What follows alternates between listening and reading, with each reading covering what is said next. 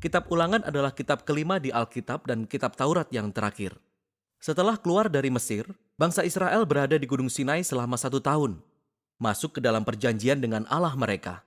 Dan mereka melewati perjalanan yang penuh petaka melalui padang gurun.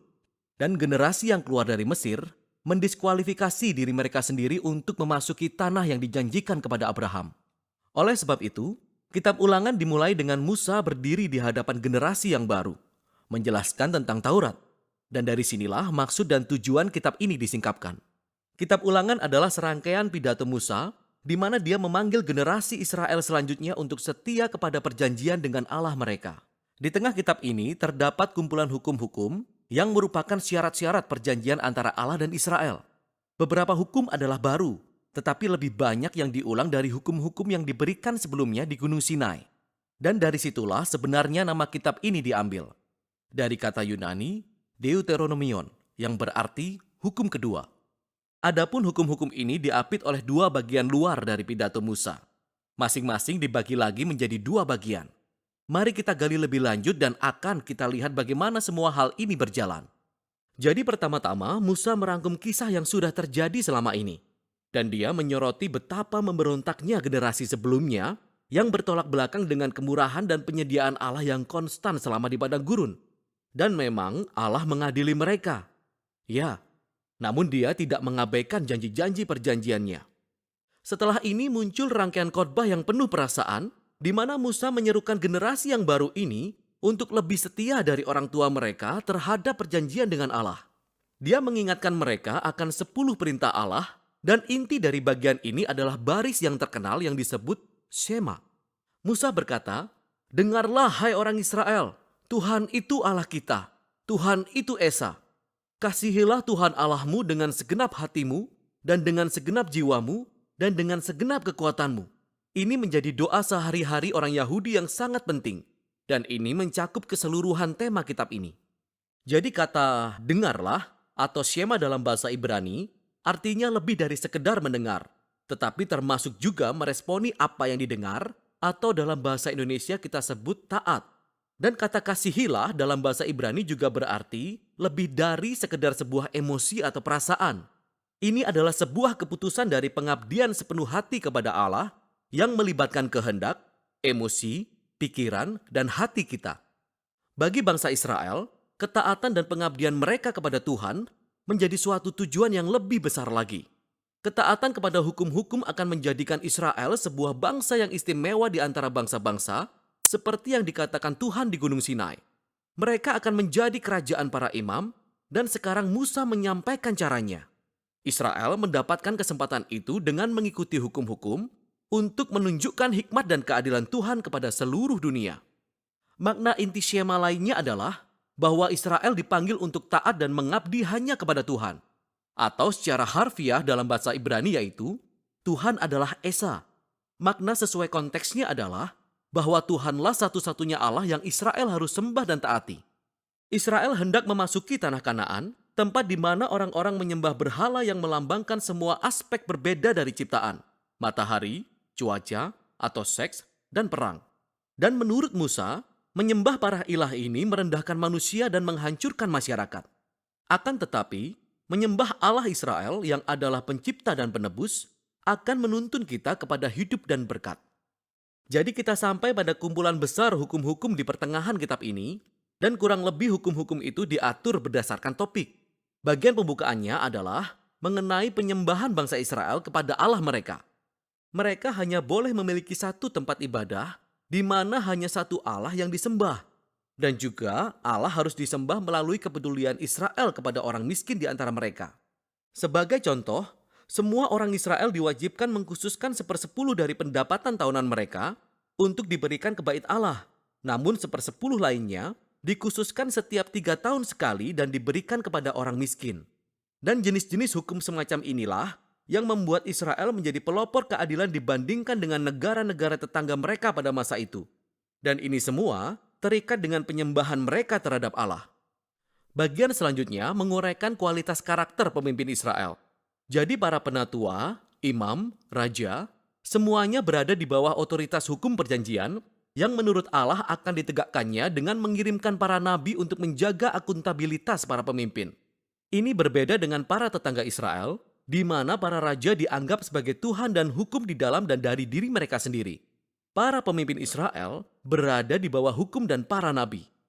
Selanjutnya adalah sebuah bagian besar berisi hukum-hukum tentang kehidupan bermasyarakat bangsa Israel, yakni peraturan mengenai pernikahan, keluarga, bisnis, dan juga tentang keadilan sosial. Mengenai sistem hukum mereka dan bagaimana itu harus melindungi para janda, anak yatim, dan imigran. Dan kemudian, semua ini ditutup dengan peraturan-peraturan tentang penyembahan. Berikut ini beberapa tips untuk membaca semua hukum ini.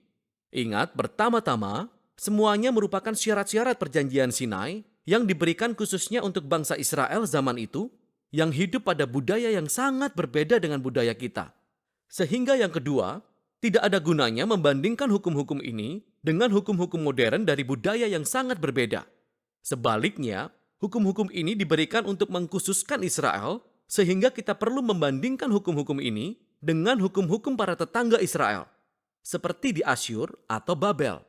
Dan ketika kita melakukan hal ini, maka mendadak hukum-hukum yang sepertinya keras atau aneh menjadi jauh lebih jelas.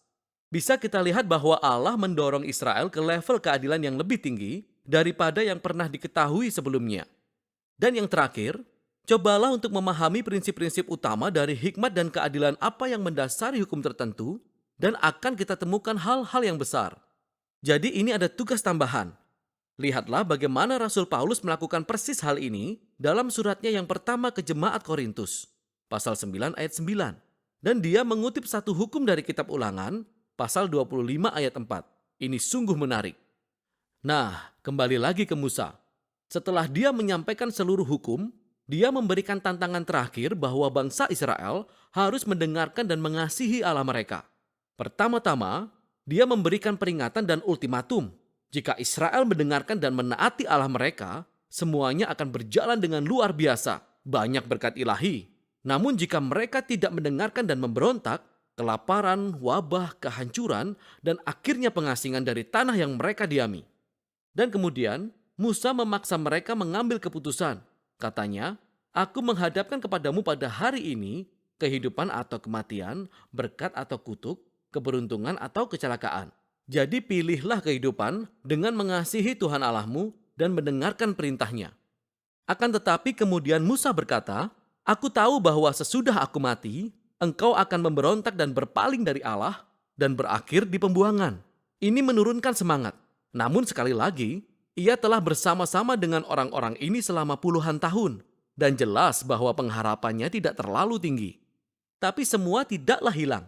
Musa mengatakan bahwa suatu hari ketika Israel berada di tempat pembuangan, kapan saja, Musa berkata bahwa mereka dapat berbalik kepada Allah mereka yang akan, ia menyebutnya menyunat hatimu, sehingga engkau mengasihi Tuhan Allahmu dengan segenap hati dan jiwamu dan hidup. Nah, ini merupakan metafora yang jelas yang menunjukkan bahwa ada sesuatu yang secara fundamental salah dengan hati orang Israel, yakni keras kepala dan sulit ditegur, dan sama salahnya dengan hati seluruh umat manusia. Ini kembali lagi pada pemberontakan di Taman Eden. Manusia mengambil alih otonomi dari Tuhan. Mereka ingin menentukan yang baik dan jahat untuk diri mereka sendiri. Dan sebagai hasilnya, mereka telah menghancurkan dunia ciptaan Allah yang baik. Namun pada suatu hari nanti, kata Musa, Tuhan akan melakukan sesuatu untuk mengubahkan hati umatnya, sehingga mereka dapat sungguh-sungguh mendengarkan dan mengasihi Allah dari hati, dan dituntun kembali kepada hidup sejati. Dan ini merupakan janji yang kemudian diangkat oleh para nabi di Alkitab, Yeremia dan Yehezkiel, pengharapan untuk hati yang baru. Lalu Musa mengakhiri pidatonya dengan sebuah puisi peringatan, lalu berkat, dan kemudian dia pergi ke atas gunung dan mati di sana. Demikianlah kitab Taurat berakhir.